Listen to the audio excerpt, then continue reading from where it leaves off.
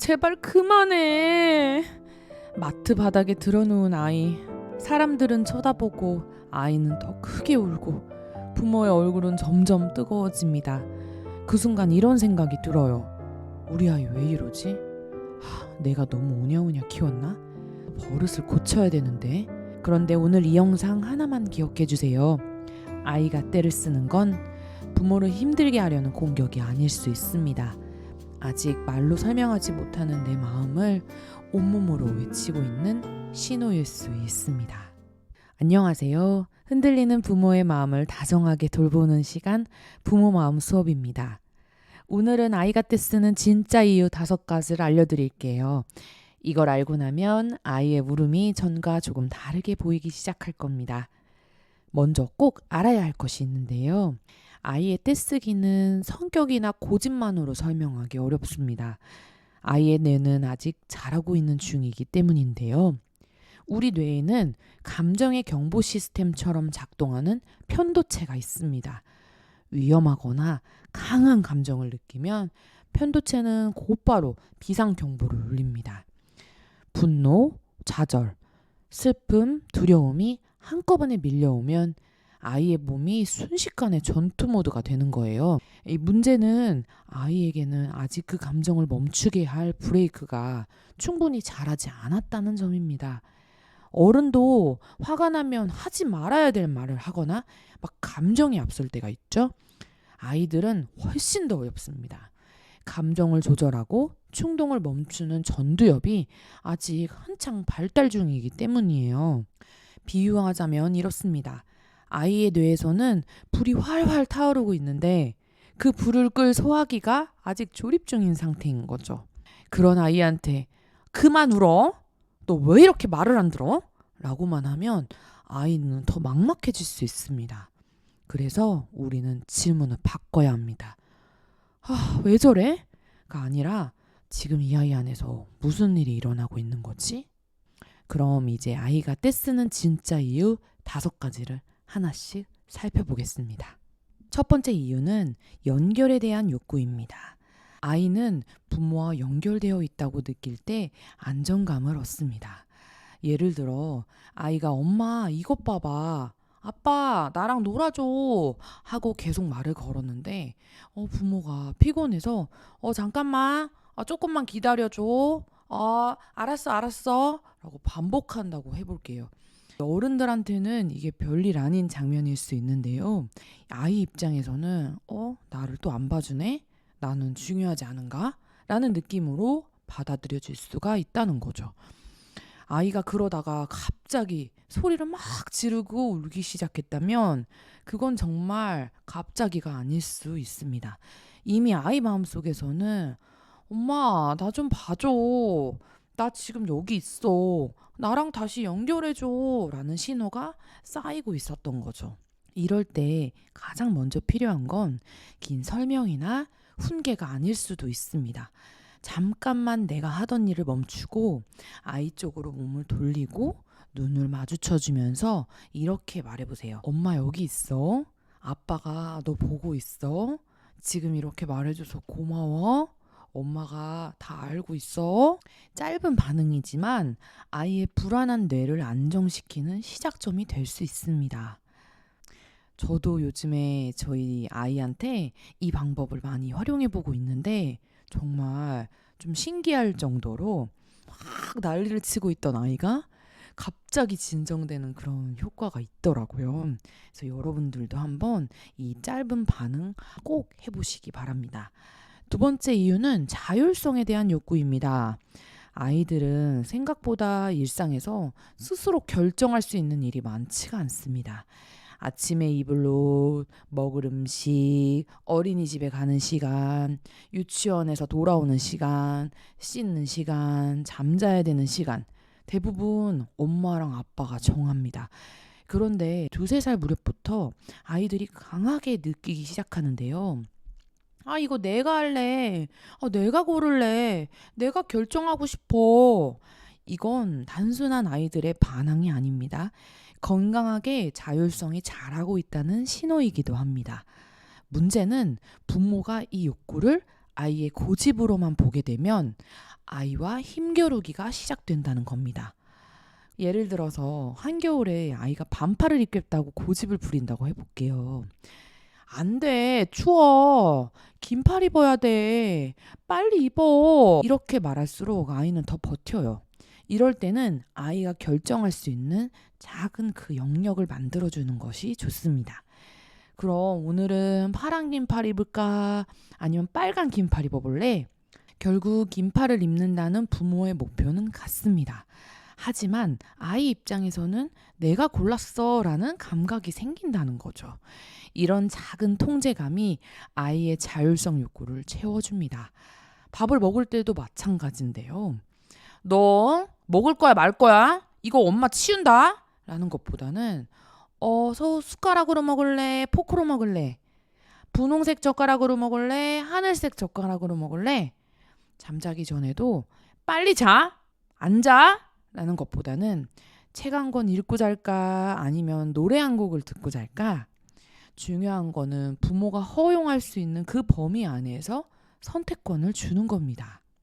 아이에게 작은 선택권을 주면 오히려 아이는 더 안정되고 협조적으로 반응할 수 있습니다. 세 번째 이유는 공감에 대한 욕구인데요. 아이가 울면 부모들은 빨리 해결해주고 싶어 합니다. 블록탑이 무너져서 아이가 울면 괜찮아, 다시 싸우면 되지, 엄마가 도와줄게 라고 말하는데요. 분명 이 말은 좋은 말이에요. 그런데 아이는 막 더 크게 울어요. 뭔가 이게 아닌 것 같아. 왜 그럴까요? 그 순간에 아이가 먼저 원했던 건 해결책을 제시해 주는 게 아니라 자기 마음을 알아주는 말이었기 때문입니다. 이거 우리 서우가 정말 열심히 쌓았는데 다 무너져서 정말 속상하겠다. 어떡해. 이 말 한마디가 아이에게는 훨씬 먼저 필요할 수 있습니다. 우리 어른들도 그렇잖아요. 내가 퇴근하고 와서 힘든 일 신랑한테 얘기했는데 막 신랑이 해결책부터 말해주고 뭐 자기가 해결사야. 진짜 오히려 답답할 때가 있잖아요. 아이들도 똑같습니다. 감정이 폭발한 아이한테는 논리나 해결보다는 공감이 먼저 들어가야 된다는 거죠. 와, 많이 속상했겠다. 와, 진짜 화날 것 같아, 엄마라도. 친구가 장난감 가져가서 진짜 억울하겠다. 우리 서우 마음은 그게 아니었는데. 이렇게 감정에 이름을 붙여주면 아이의 마음이 조금씩 정리되기 시작합니다. 다만 여기서 중요한 점이 있습니다. 이 감정은 인정해 주는데 행동은 모두 허용하는 것은 아닙니다. 화난 거는 이해해. 하지만 친구를 때리는 건 안 돼. 속상한 거 알아. 하지만 물건을 던지는 건 안 돼. 이 순서가 중요해요. 먼저 공감해주고 그 다음에 경계를 세워주는 것, 그게 중요합니다. 네 번째 이유는 몸이 보내는 신호입니다. 우리는 떼쓰기를 마음의 문제로만 생각하기가 쉬워요. 하지만 실제로는 몸이 지쳐서 터지는 경우도 많습니다. 배고픔, 과한 자극, 피로감, 외로움. 이런 상태에서 아이의 감정 조절 능력이 크게 떨어지는데요. 이 문제는 아이들이 자기 몸 상태를 말로 설명을 잘 못한다는 거예요. 엄마, 나 지금 피곤해서 예민해. 나 지금 배가 너무 고파서 감정 조절이 안 되고 있어. 이렇게 말하지 못한다는 거죠. 대신에 싫어, 짜증나, 엄마 미워, 나 안 해. 이렇게 튀어나올 수 있다는 건데요. 특히 마트 같은 공간이 아이에게는 자극이 많아요. 밝은 조명, 큰 소리, 많은 사람, 수많은 물건들. 아이의 뇌는 아직 이런 자극을 잘 걸러내지를 못합니다. 여기에 낮잠을 못 잡거나 오늘 배가 고프거나 하루 종일 바깥에 있어서 좀 지쳤다면 아이는 이 작은 일에도 폭발할 수가 있는 거죠. 이럴 때 필요한 건 훈육보다는 회복입니다. 조용한 곳으로 잠깐 데려가 주거나 물을 마시게 하면서 환기해 주거나 간단한 간식을 주거나 잠깐 엄마의 품에 안아주는 거. 몸이 안정돼야 마음도 다시 돌아옵니다. 다섯 번째 이유는 예측 가능성에 대한 욕구입니다. 아이들에게 세상은 어른보다 훨씬 더 크고 낯설게 느껴집니다. 그래서 아이들은 반복되는 루틴 안에서 안정감을 얻는데요. 매일 비슷한 시간에 밥을 먹고, 비슷한 순서에 씻고, 비슷한 방식으로 잠에 들고, 이런 흐름은 아이에게 세상이 안전해라는 감각을 줍니다. 그런데 갑자기 계획이 바뀌거나 부모의 반응이 어제와 오늘이 다르거나 예고 없이 루틴이 탁 깨져버리면 아이의 마음은 크게 흔들릴 수 있습니다. 어른의 눈에는 별일이 아닌 변화도 아이에게는 큰 불안으로 느껴질 수 있는데요. 그래서 변화가 생길 때는 미리 알려주고 고지해주는 것이 좋습니다.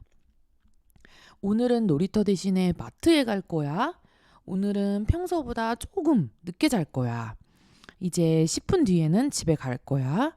5분 뒤에는 우리 나갈 거야.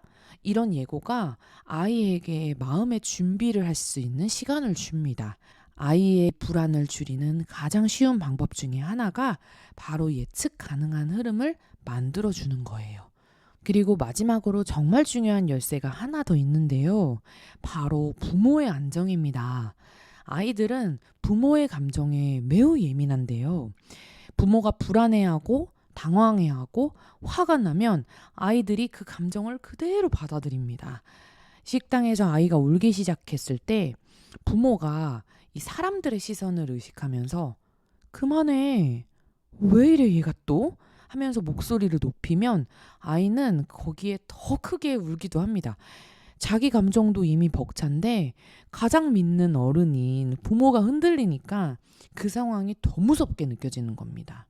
그래서 아이가 폭발했을 때 가장 먼저 해야 할 일은 아이를 완벽하게 진정시키는 것이 아닐 수 있습니다. 부모인 내가 먼저 잠깐 멈추는 건데요. 숨을 한번 크게 들이쉬고 목소리를 조금 낮추고 몸의 긴장을 풀어보세요. 부모의 안정된 태도가 아이에게 말보다 강한 메시지를 줍니다. 괜찮아. 지금 우리는 안전해. 오늘 우리는 아이가 때 쓰는 5가지 이유를 살펴봤습니다. 연결, 자율성, 공감, 몸의 신호, 예측 가능성. 아이의 떼쓰기는 부모를 힘들게 하려는 공격이 아니라 아직 말로 다 표현하지 못하는 아이가 엄마에게 보내오는 신호일 수 있습니다. 그러니까 다음에 우리 아이가 떼를 쓸 때 이 질문 딱 한 번만 생각해 보세요. 지금 우리 아이가 정말 하고 싶은 말이 뭘까?